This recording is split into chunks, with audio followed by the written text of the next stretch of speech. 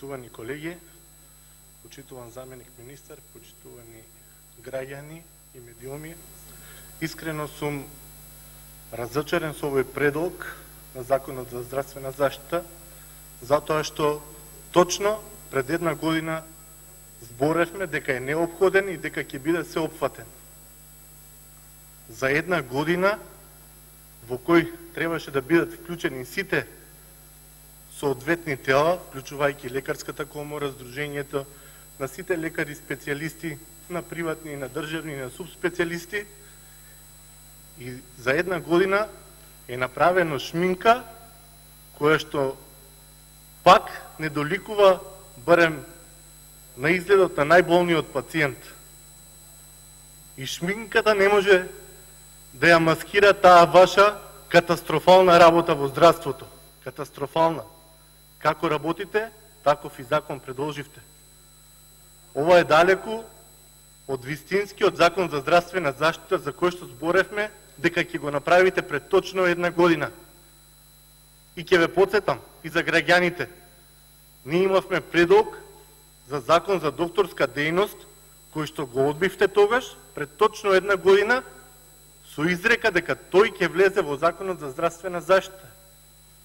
Поминаа една година, половина од вашиот мандат, но вие постојано зборувате само во идно неопределено време. Јас со овој Закон за здравствена заштита не гледам ниту една суштинска промена.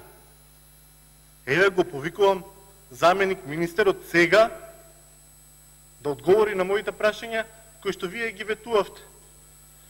Ветувавте покачување на платите за 15%. Зборете за законот пратенички прашања во четврток. Закон за здравствена заштита е тоа. Во скопот не прашања, не можете да одговорите. Извинете, тоа е во скопот на Законот за здравствена заштита. Зборете за законот. Значи, сакам да ми одговорите. Дали со ова покачување на 10% на специјалистите и 5% на медицинските сестри на овој тип на кадар, во септември, кога ќе има покачување за другите здравствени работници, нема да бидат офатени оваа група. Значи, за цела 2019 покачувањето на специјалистите ќе биде само 10%. На сега платата од 35.000, тоа е плюс 3-4.000 денари, а каде е до 100.000 денари? Уште само една година ќе имате предлог за буџет.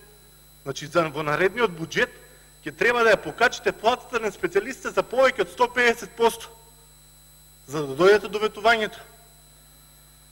Во Законот за здравствена заштита планирате некоја програма, можеби како идеја е добра, секој од како ќе заврши медицина, кој ќе стане доктор, да работи 6 месеци. Еве, мене не ми е јасно, дајте ми одговор, кој ќе ги плаќа на овие општи доктори овие 6 месеци? Пошто приватните установи ќе немат интерес. За 6 месеци никој не сака да ги префарал пациентите на друг лекар. Од каде ќе зимат плата тие општи лекари за тие 6 месеци кои ги предвидувате? Со покачувањето, со ветувањето, што го дадовте кон матичните лекари и стоматолози за покачување на капацитациониот бод, никаде не спомнавме дали ќе го исполните тоа ветување во овој буџет и какви промени нудите во новиот Закон за здравствена заштита. Друго, сакам да ве прашам, дали се запознаени? Дали знаете на актуелните конкурси за вработување по клиниките и по јавните установи здравствени, дека конкурираат лица што веќе имаат склучено договор со истата установа, со договор што е веќе склучен. И сега си конкурираат едни со други, а реални нови вработувања немаме. Значи, тоа е сериозен проблем. Докаде ветивте дека ќе дозволите и закон за дополнителна дејност на лекарите специјалисти? Исто го нема во овој закон. Го ветувавте вие.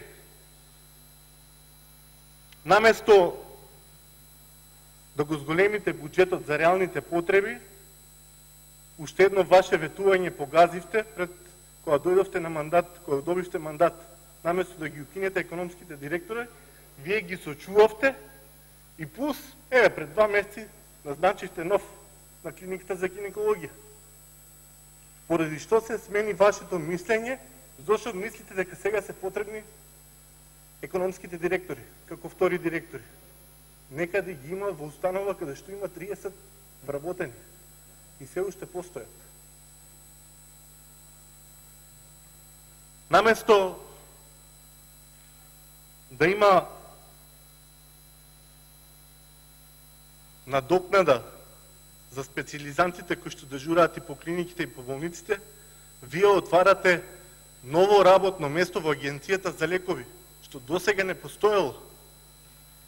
И таа функција на заменик директор, кој што треба да зима 800.000 денари годишна плата, за истата сума би се покриле придонесите здравствени и пензиски на приватните специализанти.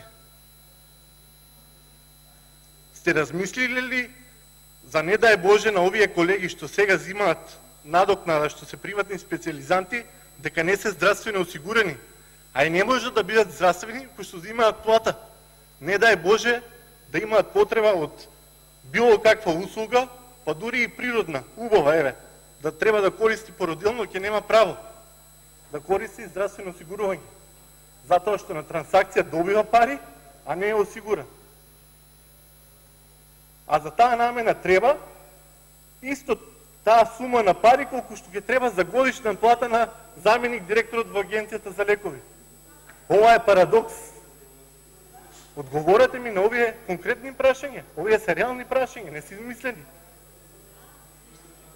И што правиме со специализантите кои што ветивте дека нема да постојат, дека ќе ги трансформирате договорите на сите кои што имат под министерството со кофинансирање, дека ќе ги трансформирате договорите. Наместо тоа да го направите, вие трошите пари за непотребни работи. И овие сега со кофинансирање конкурираат за исто вработување во истата установа каде што веќе работат. Ова се реални проблеми, заменик министер. Не знам дали сте размислували на таа тема, но овие се ветувања кои што ги даде и вашиот претходник, вашиот министер, вашата коалиција со која владеете. Ова е сериозен проблем. Многу луѓе се засегнати со тоа. Се прашувате ли со чиј факсимил работат специализантите на клиниката? Која одговорност ја носат? Знаете за колку ве надокнада? Знаете. За 0 денари. За 0 денари. Ништо од сето тоа не е вметнато во овој закон за здравствена заштита. Ниту едно право на ниту една категорија од здравствените работници не е влезено. Затоа е големо разочарувањето. А очекувавме за една година навистина да изготвите комплетен закон за здравствена заштита. Ова пак ќе кажам, не е и шминка. Ова е колку да се каже нешто, колку да се задоволат политичките проблеми што ги имате сега во коалицијата. Очекувам одговор, ќе ви дадам шанса, ви повикувам заменик министер, барем на тие прашања. Ако не ги запомнате, ќе ви ги диктирам да ми одговорите. Не за мене, за да слушнат сите колеги и јавност. Благодарам.